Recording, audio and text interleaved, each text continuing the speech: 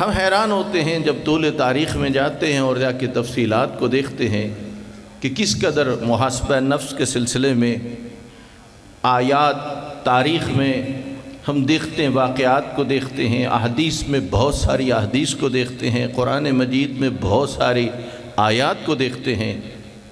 ایک اور شہید ہیں، شہید کربلا، کہ جنہیں محاسبہ نفس باعث بنا کہ وہ دشمن سے دوست بن گئے اور دوست بننے کے بعد شہداء کربلا کی فہرست میں شامل ہو گئے۔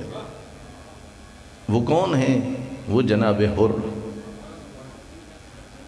معلوم ہے کوفہ سے جب حر چلے تو 1000 سپاہیوں کا کمانڈر تھا، جرنیل تھا۔ ابن زیاد کا حکم تھا جیسے میری طرف سے خطوط پہنچتے رہیں تمہیں اس کے مطابق عمل کرنا ہوگا، اور پھر جاسوس بھی مقرر تھا جو ابن زیاد کو پل پل کی خبریں دیتا تھا کہ آیا حر تیری باتوں پہ عمل کر رہا یا نہیں کر رہا۔ وہ جگہ جہاں حر نے اپنے امیر کے حکم پر امام حسین کے راستے کو روک لیا۔ یہاں تاریخ بتاتی ہے حر بظاہر دشمن تو تھا لیکن حر بے ادب نہیں تھا۔ یہ بڑی اہم بات ہے۔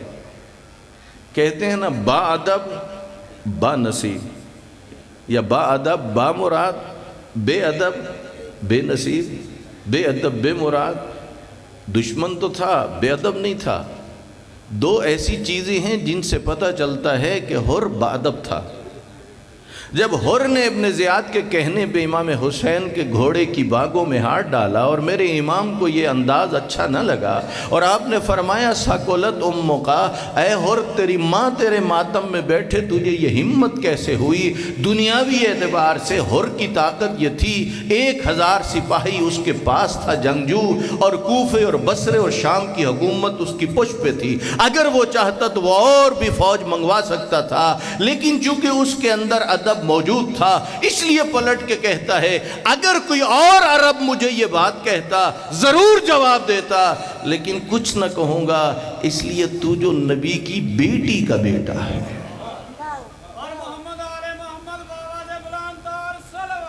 اللہم صلی علی محمد وآلہ۔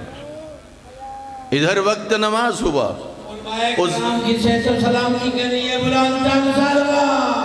اللہم صلی علی محمد وآلہ۔ ادھر وقت نماز ہوا۔ اس زمانے کے دستور کے اعتبار سے 2 نماز جماعت ہونی تھی۔ امام حسین علیہ السلام کے ساتھیوں نے امام حسین کی اقتداء میں نماز ادا کرنی تھی، اور حر کی جو سپاہی تھے انہوں نے حر کے پیچھے نماز پڑھنی تھی۔ امام نے پوچھا حر تیرا ارادہ کیا ہے؟ حر نے یہ کہا مولا آپ کے ہوتے ہوئے حر جماعت نہیں کروائے گا، حر آپ کی اقتداء میں نماز پڑھے گا۔ تو یہ بھی کون سی چیز تھی؟ ادب تھا۔ تو جو فرما رہے ہیں اب حر اس وقت تک جب تک وہ لشکر یزید کا وہاں 1000 دستے کا کمانڈر بنا ہوا ہے، کیا خیال ہے وہ کس طرف پھر رہا ہے؟ جہنم کی طرف۔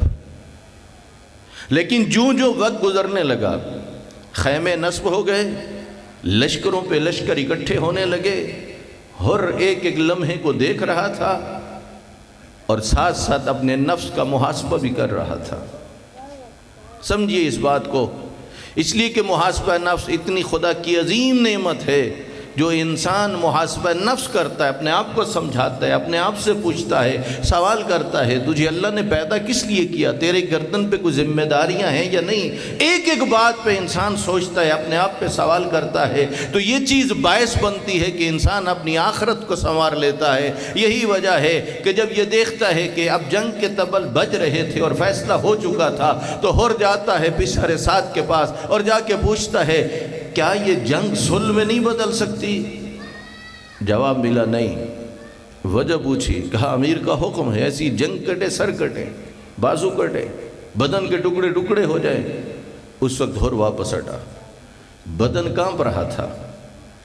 یہ علامت ہوتی ہے کہ گویا اب یہ سپاہی میدان جنگ میں گھبرا گیا ہے، تبھی تو ایک شخص نے پوچھ لیا اے ہور اگر کوفے کے بہادروں کی فہرست مرتب کی جائے تو میں سب سے پہلے تیرا نام لکھوں گا، میری سمجھ میں نہیں آ رہا تیرے بدن میں کپ کپی کیسی ہے، تو گھبرایا ہوا ہے۔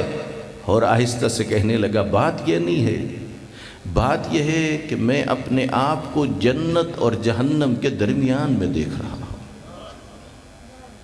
توجہ فرمانا اس بات پہ۔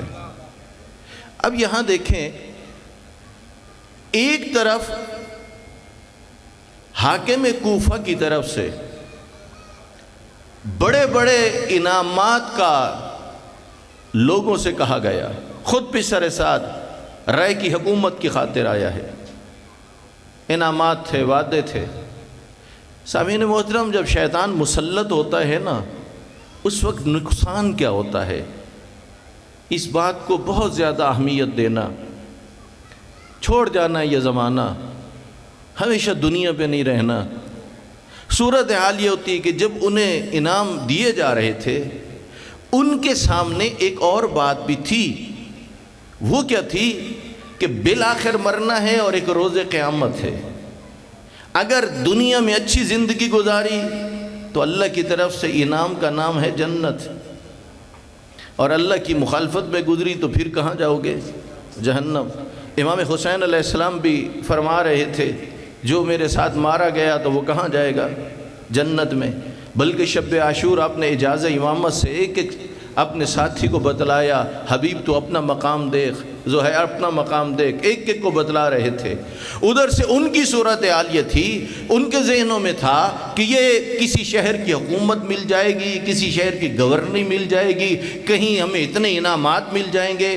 اب شیطان تھا مسلط، انہوں نے ترازو لگایا ہوا تھا، ترازو کے ایک پلڑے میں تھی جنت اور آخرت کا وعدہ، دوسری طرف تھا پسر سعد کو کہ ابن زیاد یہ کچھ انعام دے گا۔ اب شیطان ہو گیا مسلط، اور وہ یہ کہتے تھے جو کچھ یہ کہہ رہے ہیں یہ ہے نقد، اور وہ جو بات ہے آخرت اور جنت کی اسے سمجھ رہے تھے ادھار، جس کی وجہ سے شیطان مسلط ہوا۔ انہوں نے فیصلہ کیا دیکھا جائے گا قیامت کو، دیکھا جائے گا اس بات کو، پہلے ہمیں قبول کر لینا چاہیے اس زہری اقتدار کو، گورنری کو، انعامات کو۔ لیکن ہر اپنے نفس کا محاسبہ کر رہا تھا اور اپنے آپ کو سمجھا رہا تھا کہ ہر جب تو امام حسین کو اتنی بات نہ کہہ سکا تو اس ہستی سے جنگ کیسے کر سکے گا، اس سے لڑ کیسے سکے گا، رسول خدا کے بیٹے سے لڑ کے جہنم میں جائے گا۔ اپنے آپ کو سمجھا رہا تھا۔ جب حر نے اپنے نفس کا محاسبہ کر لیا، جس چیز کو وہ نقد سمجھ رہے تھے اسے جوتے کی نوک پہ رکھ کے حر نے پھینک کے رخ ادھر کیا جدھر زہرا کا لال بیٹھا ہوا تھا۔ نعرہ تکبیر، اللہ اکبر۔ بلند آواز میں بھائی شریف کہاں لے آئے؟ ادھر نہیں نا بولتے، نعرہ نہیں مارنا۔ نعرہ تکبیر، اللہ اکبر، نعرہ رسالت، یا رسول اللہ، حسینیت، آباد، یزیدیت، مرد آباد، محمد والے محمد دشمن کے لعنت، بے شمار، علینا نعرہ حیدری، یا ہے نعرہ صلوات، اللہم صلی علی محمد وآلہ۔ توجہ فرما رہے ہیں، حر نے اتنا بڑا فیصلہ کس طرح کیا؟ اپنے نفس کا کیا کر رہا تھا؟ محاسبہ کر رہا تھا۔ قرآن مجید میں ہے ثم لتسألن یومئذ عن النعیم، روز قیامت پوچھا جائے گا نعمت کے بارے میں۔ پوچھا گیا کس نعمت کے بارے میں سوال ہوگا؟ جواب ہے ولایت آل محمد کے بارے میں سوال ہوگا۔ بہت اہم ہے ولایت اہل بیت اور محبت اہل بیت۔ بس حر نے جب یہ فیصلہ کر لیا، تاریخ بتلاتی ہے اس وقت صورتحال یہ تھی، حر اپنے گھوڑے پہ سوار ہوا، نیزے کو گود میں لٹا لیا، تلوار نیام میں ڈال لی، ڈھال کو الٹا کر لیا، ہاتھوں کو باندھ لیا۔ یہ آنے کا انداز بتلا رہا تھا امام حسین کے اصحاب کو کہ یہ آنے والا لڑنے کے ارادے سے نہیں آ رہا۔ جب پہنچے نا حر، اب دو باتیں سامنے تھیں۔ ایک یہ تھی جو غلطی ہو گئی جو گستاخی ہو گئی اس کی مانگنی ہے معافی، اور دوسری آرزو یہی تھی کہ میں جنتی بن جاؤں۔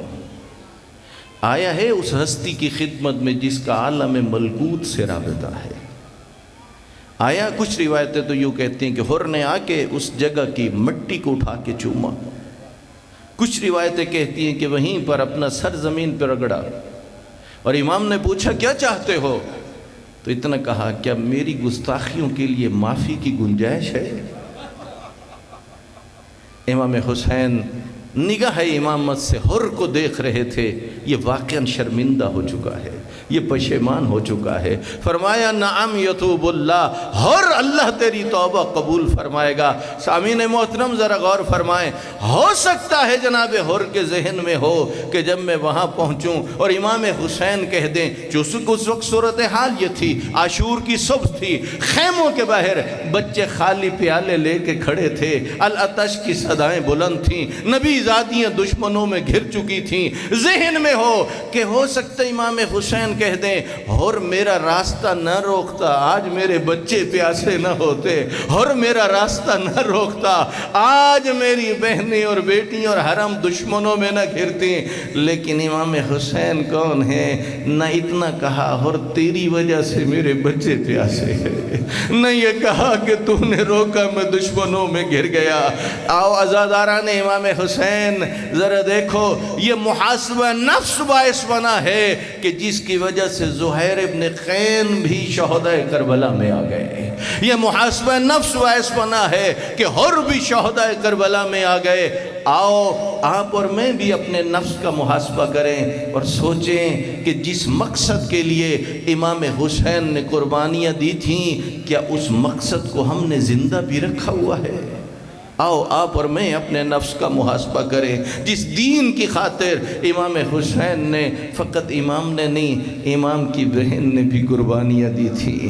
شیخ الجامع کی کتاب ہے خطبات شیخ الجامع، اس میں یہ روایت ہے کہ جب جناب امیر المومنین اپنی بڑی بیٹی کا عقد فرما رہے تھے تو دو شرطیں رکھی تھی، عبداللہ خیال کرنا میری بیٹی جب بھی اپنے بھائی کو ملنا چاہے اسے منع نہ کرنا، اور جب اس کا بھائی لمبے سفر پہ جانا چاہے اور یہ ساتھ جانا چاہے تو اسے نہ روکنا۔ لکھا ہے ایک دن میری آقازادی اپنے بھائی حسین کے گھر میں آئی، امام حسین کے سامنے قرآن کھلا ہوا تھا، آپ تلاوت فرما رہے ہیں، پچھلی طرف آ کے بی بی رک گئیں۔ امام حسین نے جو مڑ کے دیکھا اور اٹھ کے اپنی جگہ کھڑے ہو گئے، اس وقت میری آقازادی نے کہا بھائیا حسین، ایک تو عمر میں مجھ سے بڑے ہو، دوسرا امام ہو، تیسرا قرآن کی تلاوت میں مشغول ہو، کیوں اٹھے ہو؟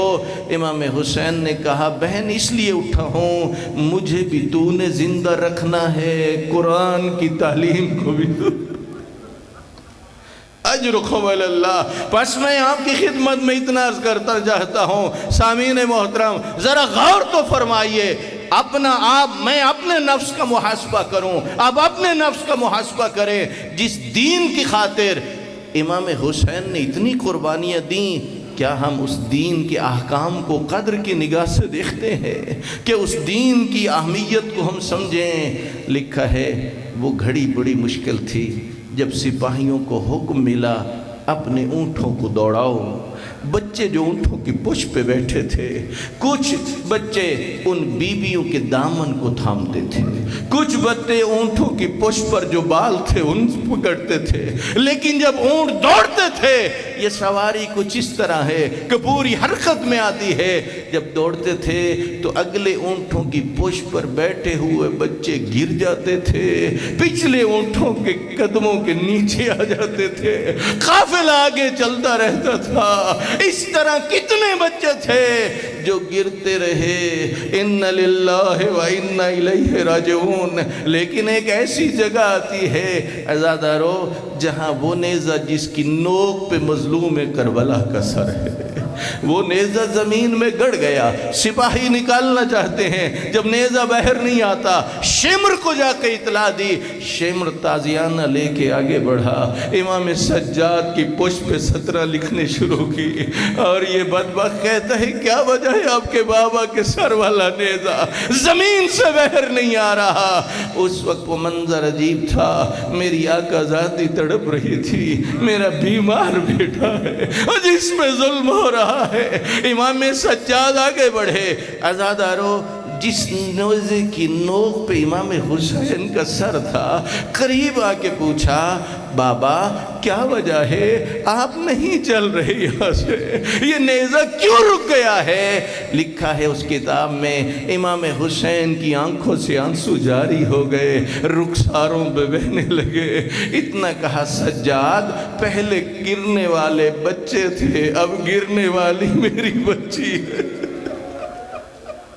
اجرکو اللہ، عزادارو ذرا غور تو فرماؤ یہ کون سی بچی ہے؟ اور جس کے بارے میں علامہ سید علی نقن فرماتے ہیں، ان کی کتاب میں لکھا ہے، کہتے ہیں میرے بابا بھی یہ روایت پڑھا کرتے تھے اور فرماتے ہیں کہ پڑھا کرو یہ روایت۔ اور جب یہ قافلہ مقام حمص پہ پہنچا ہے، شمر نے اپنے خیمے نصب کروائے، شدت کی گرمی تھی، پانی موجود نہ تھا، اس کے سپاہی گئے مشکیں بھر کے لے کے آئے، ایک چھوٹا سا درخت تھا جو سائے کے قابل بھی نہ تھا، یہ بچی جس کی عمر 3.5-4 سال کی ہے وہاں بیٹھی ہوئی ہے، دیکھ رہی ہے مشک کو، اٹھی اور آئی اپنی پھوپھی اماں کی خدمت میں، کہا پھوپھی اماں مجھے پیاس بہت لگی ہوئی ہے، اجازت ہو تو میں پانی مانگوں؟ میری آقا ذاتی نے فرمایا حرج تو نہیں ہے لیکن جانتی ہوں یہ بڑے ظالم ہے۔